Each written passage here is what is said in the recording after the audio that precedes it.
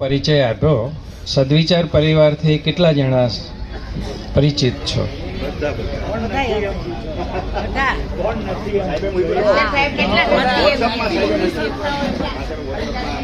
સદવિચાર પરિવાર હરિભાઈ પંચાલ કરીને 1949માં ચાલુ થયેલી સંસ્થા છે અને સેવાભાવી સંસ્થા છે.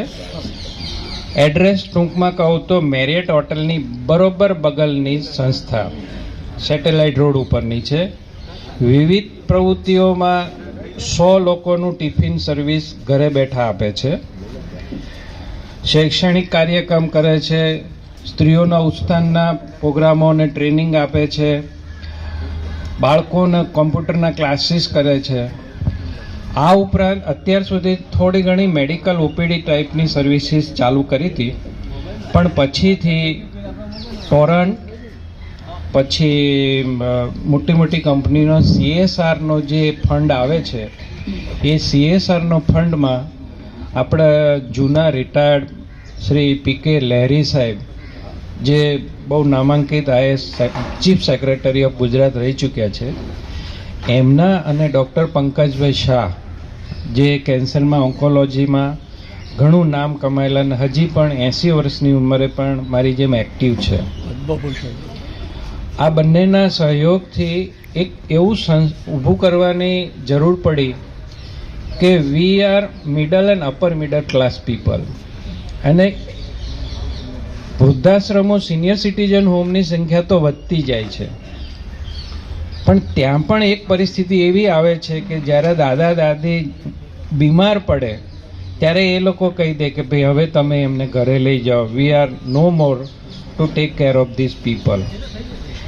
એટલે આપણી જિંદગીની છેલ્લી ઓવર માણસ ડિગ્નિટી સાથે જીવે અને ડિગ્નિટી સાથે જ એનું મૃત્યુ થાય એવી ઈચ્છાથી એક રિહેબ સેન્ટર ઊભું કરવામાં આવ્યું, જેમાં વિવિધ પ્રકારની જરૂરિયાત પ્રમાણે, જેમ કે સંતાનો અમેરિકા છે, મા બાપ એક અથવા તો બંને કોઈ પણ કામ કરી શકે એવી પરિસ્થિતિમાં નથી, તો હુ કેન ટેક કેર? બહારની એજન્સીઓ માણસો સપ્લાય કરે છે, પણ they are taking too much charge અને security is the main concern. તો એ લીવ વિથ ડિગ્નિટીના મિશન સાથે 40 રૂમની એક ડૉક્ટર KR શ્રોફના સહયોગથી નવી સંસ્થા સદવિચારની પાછળની બાજુ બનાવેલી છે. 4 માળની સંસ્થા છે ને એમાં 2 બેડ AC સાથેના રૂમની સર્વિસીસ પ્રોવાઈડ કરવામાં આવે છે, રહેવા ખાવા પીવા સાથે ફક્ત 500 જ રૂપિયામાં, કોઈ પણ જાતના રિસ્ટ્રિક્શન્સ વગર. અને ત્યાં ટેક કેર કરવાવાળા નર્સિંગ સ્ટાફ છે એને અમે ભણાવીએ છીએ ફ્રી ઓફ ચાર્જ 3 મહિના માટે, અને એનો સહયોગ ભણાવવા માટેનો ખર્ચો વાઘ બકરીઓ ચાવાળા અમને આપે છે. અને એ ભણાવેલા સ્ટુડન્ટોને જ અમે પાછા નોકરીએ રાખીએ છીએ, જેથી કરીને એવું ના થાય કે મોટાભાગનાને કમ્પ્લેન ડિગ્નિટીની જ આવે કે ભાઈ મને સાંભળ્યો નહીં, મને બરોબર ટેક કેર ના કરી, મેં બોલાવ્યો તો કેમ મારું ડાયપર ના બદલ્યું, મારું નળી કેમ ના બદલી. એ બિલકુલ તમને નહીં થાય એની હું તમને ખાતરી આપું છું. અને મોટાભાગના પેશન્ટો ડાયપરમાં જ આવે છે, પેશાબની કેથેટર સાથે આવે છે, અમુકને નાકથીને જ ખાવામાં આપવામાં આવે છે. જેમ કે સ્ટ્રોકનું પેશન્ટ હોય, વન્સ હી સર્વાઈવ તો પછી એને ઘણીવાર ખાવાનું પણ પ્રોબ્લેમ થાય છે. એવા અમારે 2 દર્દી છે, એક બોમ્બેથી આવેલા છે, સુખીગરના છે, અને અમે ખાવાનું લિક્વિડથી પણ આપીએ છીએ. પણ આ તમામ પ્રકારની ટ્રેનિંગ જ અમે છોકરાઓને આપીને અને તૈયાર કરીને એને આપીએ છીએ. તો મારો સૌને વિનંતી છે કે એકવાર તમે ત્યાં આવો અને જોઈ જાઓ. સવારમાં હું 9 થી 1 વાગ્યા સુધી હોઉં છું. બીજા અમારે ડૉક્ટર પ્રફુલભાઈ નાયક પણ હોય છે.